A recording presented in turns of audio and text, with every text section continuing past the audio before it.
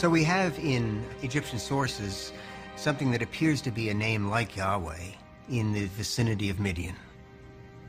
Here is Moses in Midian, and there a deity appears to him and reveals his name to Moses as Yahweh.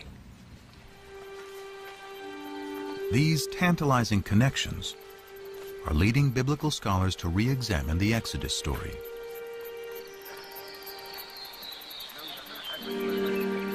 While there is no evidence to support a mass migration, some now believe that a small group did escape from Egypt. However, they were not Israelites, but rather Canaanite slaves.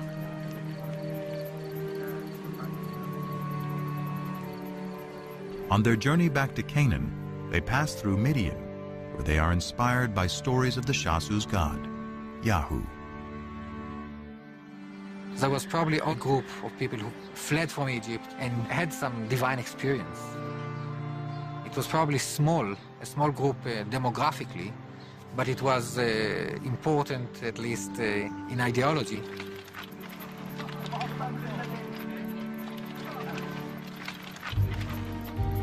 They find their way to the central hill country, where they encounter the tribes who had fled the Canaanite city-states.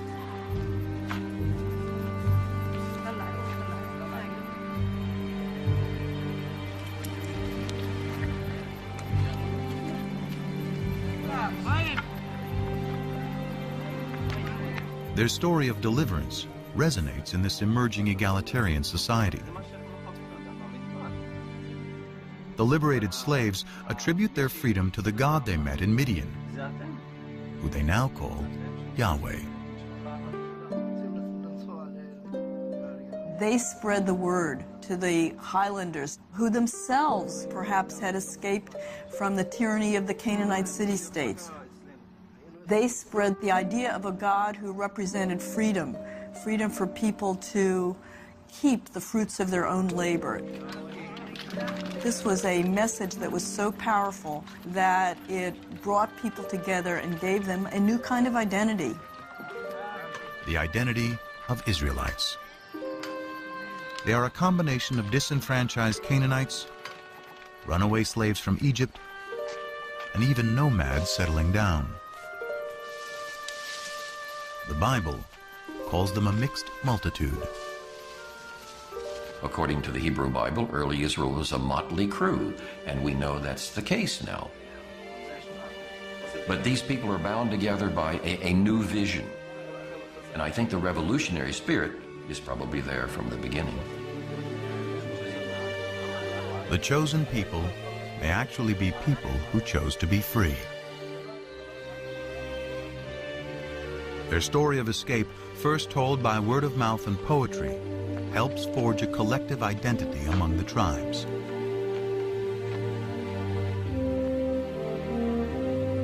Later, when written down, it will become a central theme of the Bible. Exodus and divine deliverance. Deliverance by a God who comes from Midian, exactly where the Bible says.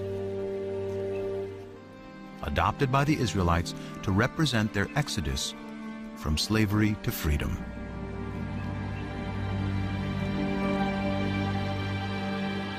So is this the birth of monotheism?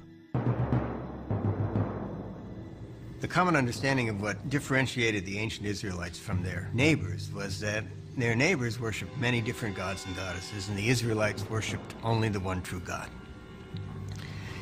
But that is not the case. This bull figurine, likely representing El, the chief god of the Canaanite deities, is one of thousands of idols discovered in Israelite sites. The Israelites frequently worshipped other gods. Now, maybe they weren't supposed to, but they did. So at least on a practical level, many, if not most, Israelites were not monotheists. The Bible's ideal of the Israelite worship of one God will have to wait.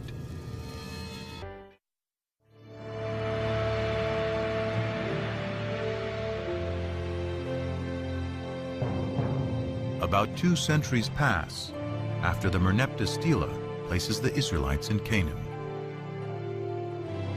Families grow into tribes. Their population increases. Then, about 1000 BC, one of the Bible's larger-than-life figures emerges to unite the 12 tribes of Israel against a powerful new enemy. David put his hand into the bag. He took out a stone and slung it. It struck the Philistine in the forehead. The stone sank into his forehead, and he fell down on the ground. 1 Samuel 17:49. The Bible celebrates David as a shepherd boy who vanquishes the giant Goliath. A lover who lusts after forbidden fruits. And a poet who composes lyric psalms still recited today. Of all the names in the Hebrew Bible, none appears more than David.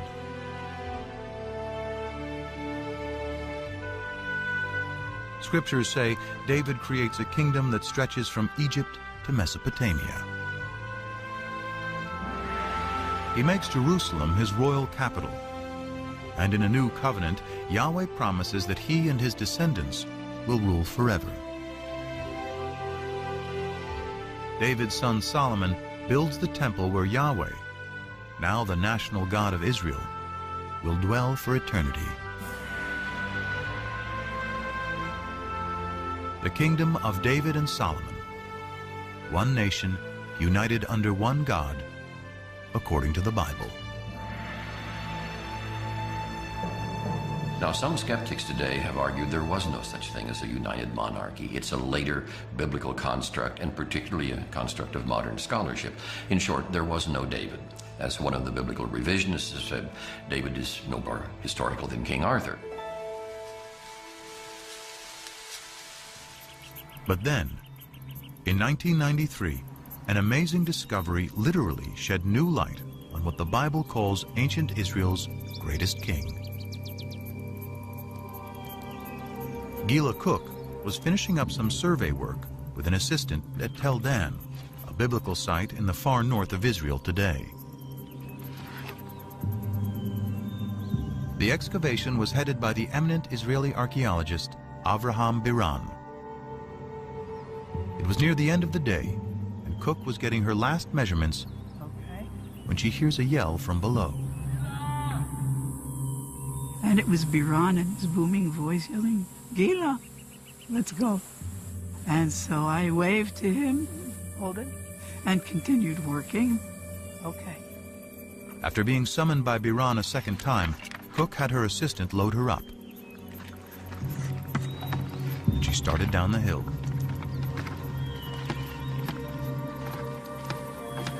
So I get there and I just dropped my bag and dropped the board and I set my stuff down. But something catches her eye. A stone with what appeared to be random scratches, but was actually an ancient inscription. This time, she yelled for Biran. And he looks at it and he looks at me and he says, "Oh my God." Cook had found a fragment of a victory stela written in Aramaic, an ancient language very similar to Hebrew. Dedicated by the king of Damascus, or one of his generals, it celebrates the conquest of Israel, boasting, "I slew mighty kings who harnessed thousands of chariots and thousands of horsemen. I killed the king of the house of David."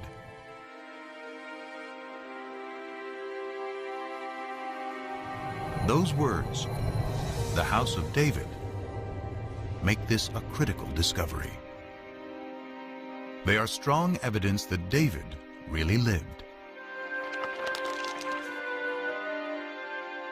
Unlike Genesis, the stories of Israel's kings move the biblical narrative out of the realm of legend and into the light of history. The later we come in time, the firmer ground we stand on. We have better sources. We have more written sources. We have more contemporary eyewitness sources. When the biblical chronology of Israel's kings can be cross-referenced with historical inscriptions, like the Tel Dan Stela, they can provide scholars with fairly reliable dates. King David is the earliest biblical figure confirmed by archaeology to be historical. And most scholars agree he lived around 1000 BC, the 10th century. Could any of the Bible have been written during David's reign? The earliest Hebrew alphabet, discovered by Ron Tappy, carved on a stone at Tel Zait, provides an enticing clue. Off this wall here.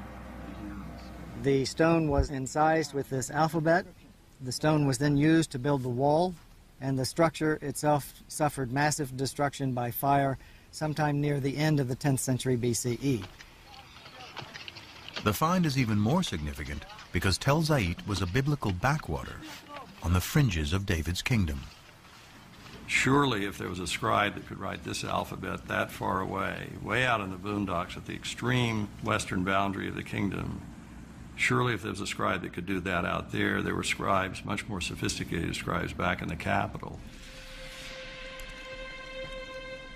Could these scribes have been in the court of King David and his son Solomon? Could they have been the earliest biblical writers?